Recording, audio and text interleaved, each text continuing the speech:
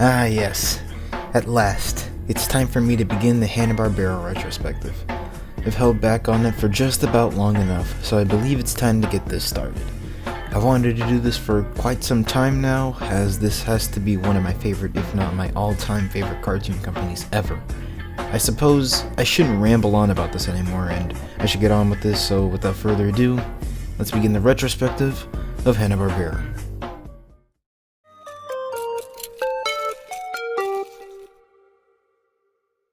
Our story begins in 1939 when two employees under the animation division in MGM, William Hanna and Joseph Barbera, would eventually meet and form a partnership that would be the foundational institution of Hanna-Barbera's initial start. The duo would amass large amounts of success and numerous accomplishments throughout the 1940s and early to mid-1950s, like the Oscar-nominated Puss Gets the Boot, which would lead to the infamous MGM show Tom and Jerry. Tom and Jerry would get nominated for 12 Oscars and win 7 in between 1943 and 1953, however these would be rewarded to Fred Quimby, a prominent animation supervisor who had been under numerous accusations of stealing credit from the duo as a result of the show's success. However, this would be no issue to Bill and Joe, as they would continue to create more Tom and Jerry shorts beyond Quimby's retirement in 1955. Shortly after a proposition from the two about a cat and dog duo for a cartoon was rejected by MGM, in 1956, a business proposition would lead to the founding of HB Enterprises on July 7, 1957, 2 months after the closing of MGM Studios under the distribution and licensing of Screen Gem Studios, a subsidiary of Columbia Pictures. Many former MGM employees and alumni of Screen Gems would come aboard the HB brand, providing the young company with a large staff primarily composed of veterans. This would eventually lead to the show we'll be reviewing today. The Rough and Ready show was the first ever Hanna-Barbera original show that premiered on NBC in December of 1957. It stars the main duo, a cat named Ruff and a dog named Reddy. The idea was initially formed when the duo proposed the idea in MGM, but due to conflicting budgeting ideas and creative differences, the original concept for Rough and Ready was dropped.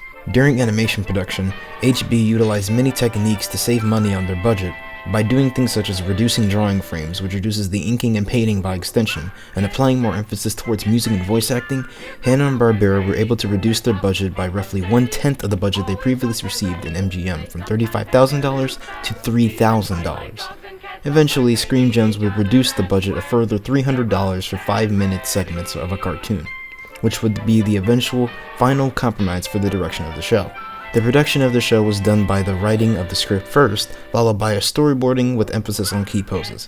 Audio production would then begin with the soundtrack and dialogue to create a pose reel in order to give the animators an outline for a sense of timing, for the sake of comedy. In terms of the story itself, it primarily consisted of an episodic sequence of a continuous plot involving the two lead characters in some kind of antics. The plot of each episode was commonly expanded upon to fulfill the lack of animation quality alongside the audio-visual quality. Many notable people in animation lended their voices for the show, including Doss Butler, Don Messick, and Mel Blanc, and several others. The show ran from December 14, 1957 to April 2, 1960, with a total of 156 episodes in 3 seasons, and solidified the potential of HB Productions' potential to compete on the primetime television with animated series. With their smart business techniques and clever distribution of attributes of the show's highs and lows, the show has remained a solid starting point. Although not many remember it, it can still be appreciated for laying the groundwork for Bill and Joe's competence outside of MGM. The Rough and Ready show would then be succeeded by the well-known Huckleberry Hound show in 1958.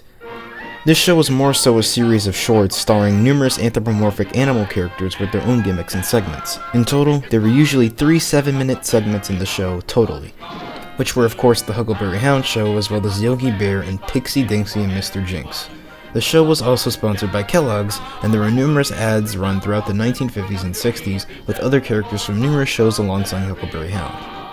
It would be the first hit show in the company's history, as it would receive an Emmy in 1960 for outstanding achievement in the field of children's programming.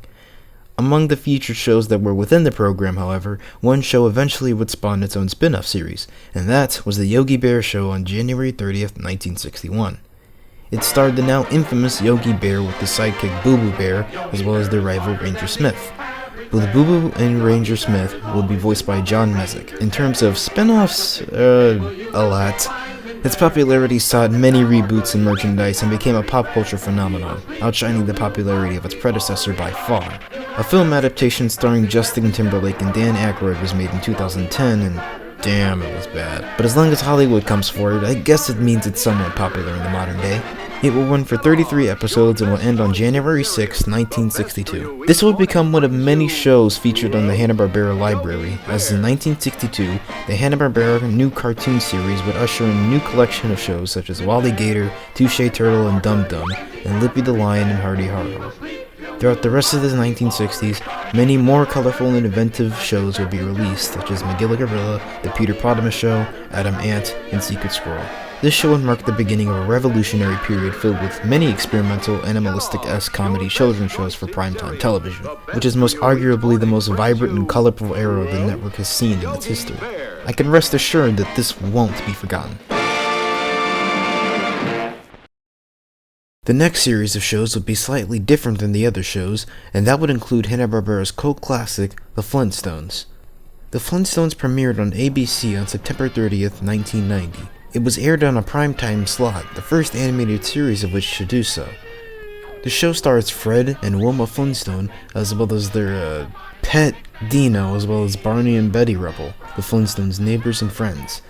Eventually, they'd add Pebbles to the cast on February 22nd, 1963, and Bam Bam on October 3rd, 1963. Another great accomplishment of the show would be its record as the longest-running show and most successful animated series on network television, and the record lasted for 3 decades, until The Simpsons beat it in 1997. It's still a wonderful achievement, especially for the time.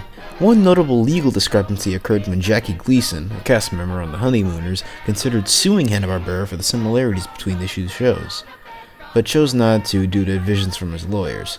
They were quoted saying, "Do you want to be known as the guy who yanked Fred Flintstone off the air? The guy who took away a show so many kids love and so many parents love too?"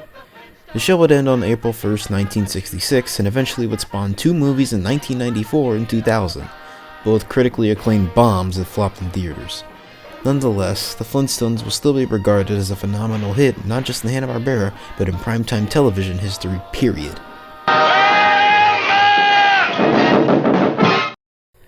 In 1962, they'd followed up with The Jetsons, which was essentially a sister show of The Flintstones. However, its gimmick was to be set in the future, in the standards of the 60s, that is. It would spawn a crossover movie with The Flintstones in the 80s, and it was also receive its own movie in 1990. It as well would be considered another hit show, and still many know of it today, occasionally humming the catchy theme song, no matter how many times the WB makes another crappy movie about it.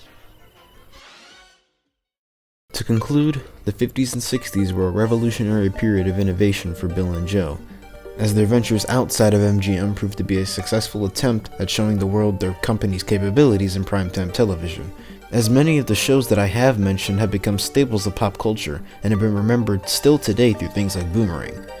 However, this era is only the beginning, as a new era would soon arrive, and as Hanna-Barbera continues to escalate in popularity, and new genres of cartoons would arise as well.